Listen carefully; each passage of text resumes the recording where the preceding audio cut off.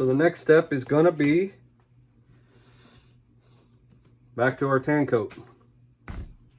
What the tan coat's gonna do is, it's kind of probably hard to tell on the camera right now, is it right now everything, even though it's got color, it's a little bit cloudy. It's kind of dull, and that's what that paste does. It kind of makes it a little bit dull, and the piece itself's a little sticky, kind of pasty, kind of feels like the paste does, or both pieces do. So now we're going to take this tan coat and we're going to wash it down with tan coat. And when I say wash it down, we're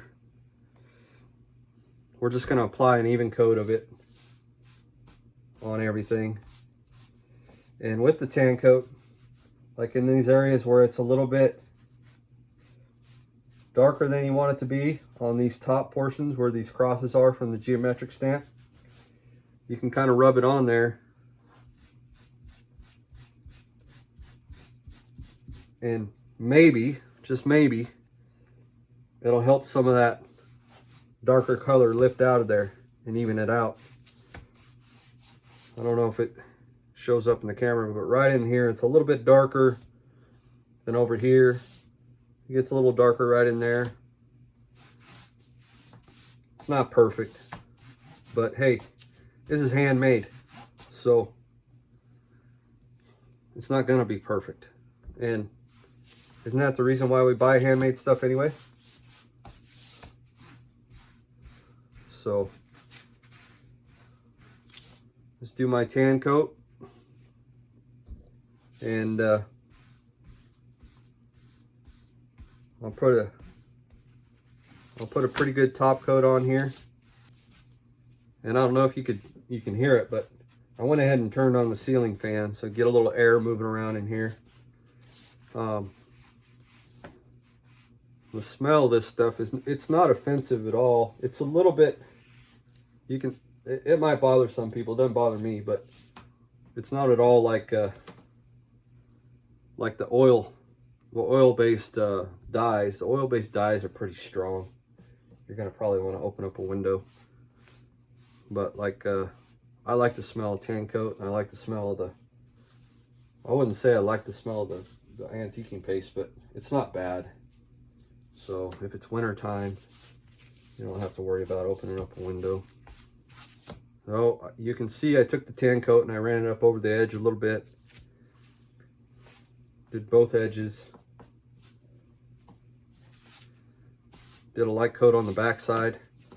So there's number one. We're gonna let that dry, let that set for a while, and I'll come back and do a second coating of tan coat. And this is how we're gonna finish these out. So I don't know, in the beginning, first apply the tan coat. I didn't want it to kind of puddle up or build up in these low areas. Now I'm okay with it, because what it's doing in theory, this is just a theory, my theory, is it's locking in that color. That tan coat is your finish coat or your top coat, and it's helping to lock in that color. Now you can see, hopefully, what the tan coat does. See how bright it is now? I don't know, I think it's really cool. And you could mess with it too. You could take the initial, or the first step we did when we oiled it. We did one coat of oil, one good coat of oil, which, as you can tell, it didn't really darken the leather up too much.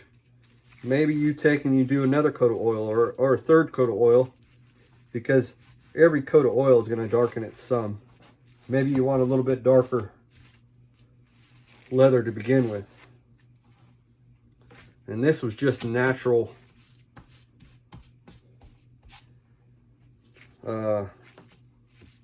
natural colored veg tan. It was it's not like a a colored veg tan, like a Wickett and Craig russet, which I use a lot. I actually prefer to use that on the belt tops and on the parts on the Chinks, because it takes on such a really cool color with just a simple coat of oil. But this is what it looks like. This is what the leather looked like, untreated, unfinished, unmessed with. And I'll find some russet from this is the Wickett and Craig russet, and this is how it comes from the factory in the russet color. And this is what I use exclusively, almost exclusively, on Chinks and Armitas, the Chaps, the belt tops, all the stuff I do with the Chinks. So if you go through the antiquing process and the oil process, the whole process I just did on these videos, if you do that starting out with something like this, it's going to have a bit of a different tone to it, different look to it. And I really like it on there too. Just happened to be, this is what I was building these belts out of, so I went with it. So yeah, I'm rambling, but get a good coat on the back side of this belt, and we're gonna let this coat of tan coat dry, and we'll come back, we'll do a second coat, we'll let it dry, and we'll finish out all of our edges. And there's a few things I got to do. I got to apply the Chicago screws on these belts, and then they are done. This one's going to get a buckle set. I got a buckle set for it, but after that, they're done. They're ready to ship. So we'll just stop it here. We'll come back. I'll probably come back after I applied that second coat of tan coat, or a second finish coat of tan coat, if that makes sense. And I'll come back and we'll do the burnishing on the video and wrap it up. Okay, we're back. Just applied the second coat, or didn't just apply it, but we applied our second coat of tan coat, front and back. Give it a healthy dose of tan coat. And so we got these belts. As far as the antiquing and the finishing process, those steps are done. They've been sitting here. I had lunch, took a break, had lunch, and they've been sitting here drying for about a half hour now. So we're going to move on to finishing our edges. I'm going to clean up some of this stuff real quick, and we'll talk about what I do on the edges.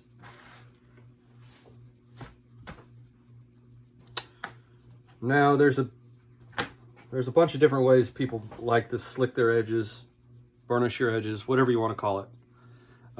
Initially, as I said in the earlier video, or earlier portion of this video, I already slicked these edges. I edged these, and I just used a water-soaked sponge, got my edges wet, and used my slicking canvas that I've been using for a while to slick edges.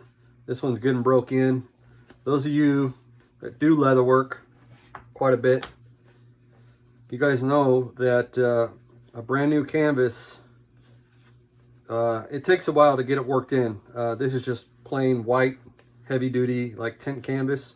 This is what I use to slick the edges or burnish the edges. And anyway, this canvas here is good and broke in. It's got lots of life left to it, but this is what I've been using to slick my edges here the last couple of months. And as far as slicking solutions, there's a lot of different processes people use. Seems like everybody's got their own way of doing it, and I'm going to talk about what I've been doing here lately. A good friend of mine, Sara Hagel, from Hagel's Cowboy Gear. Those of you that have been around me or seen been on the website or maybe even seen some of the other videos I've done, I've talked about Sara. Sara Hagel is really, she's a really a good friend of mine, first of all, but it also needs to be said, she's one of the best leather craftswomen, women, I don't know how you say that, out there. And she's very well known for her hair ropes, her main hair Macades and get down ropes. But she come up with this slicking solution that I've been using, and I really like it. I had in the past been using gum trag and 50-50 gum trag and water, and I've done it all. But this slicking solution, it works really good. She likes to apply it with a piece of drywall sponge. I don't have any drywall sponge. I had been using a wool dauber, but I did find this little foam paintbrush. I'm gonna try this and get it applied on these edges and finish these out. We'll see how it works. I haven't used this sponge, I guess you can call it sponge method yet, so I'm gonna try that and we'll see. I'm just trying to get it evenly coated on the edge, and Sara says a little goes a long way, so we don't need to probably be too liberal with it. And by the way, if you're looking at the bottle I got, this is probably from one of the initial prototype batches of the slicking solution. She sent me this, and I'm sure by now she's got it branded with, if I know her, she's got it in a neat little bottle with a neat sticker or logo on it, and you can buy it from her by calling her directly, and I'll make sure to add her either here on the screen or in the info below the video here if you're watching on YouTube. I'm just going to get an even coat of this stuff on the edge, and at this point I'm pretty sure when I edit this video I'm going to speed it up so this isn't taking all kinds of time and boring you.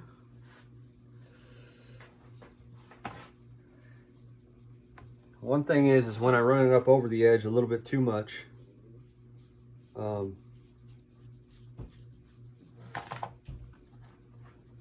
just wipe off the excess with your finger.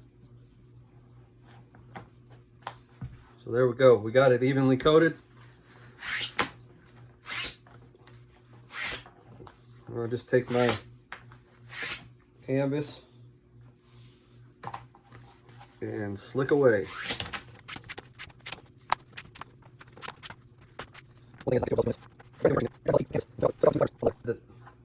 The edge of the leather is the one that's most, or the part of the piece that's most vulnerable, I guess. Vulnerable to elements, because that's where it can wick up moisture, and you can get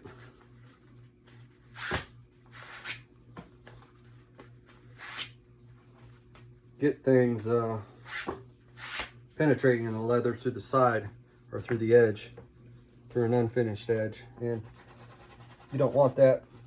Plus, burnishing the leather gives it a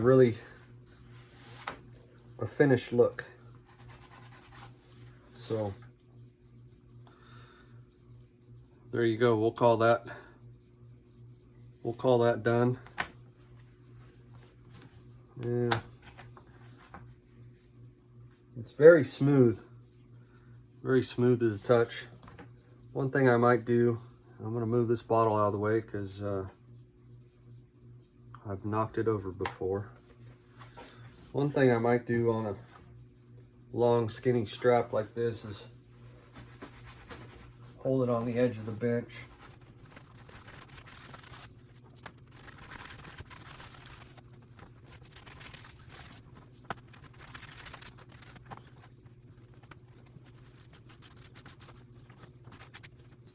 Okay.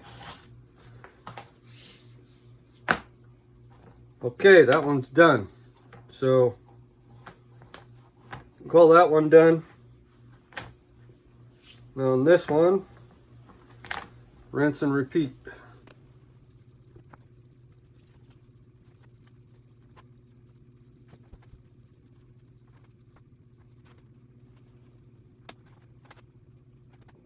I think I mentioned this before earlier, but it's very important to note this is something you're going to want to do toward the end of your finishing process, because if you need to oil or color the leather in any way, finish it in any way,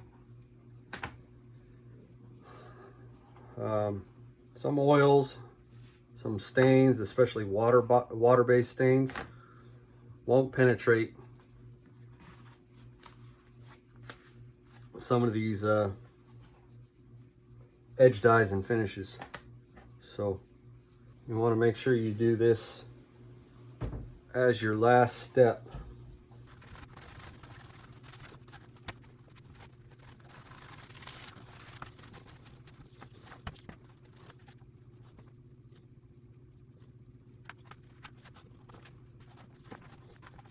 There we go. Finished. That's how I do that. That's how I did that. Hopefully you guys got something out of it. As usual, if you got any questions or you want to contact me, you can message me on Instagram, Facebook, you can text me, all that stuff. You can get a hold of me that way. Look forward to hearing from you. Thank you for all your support. Thank you for watching. Hopefully you got something out of this. Have a good one.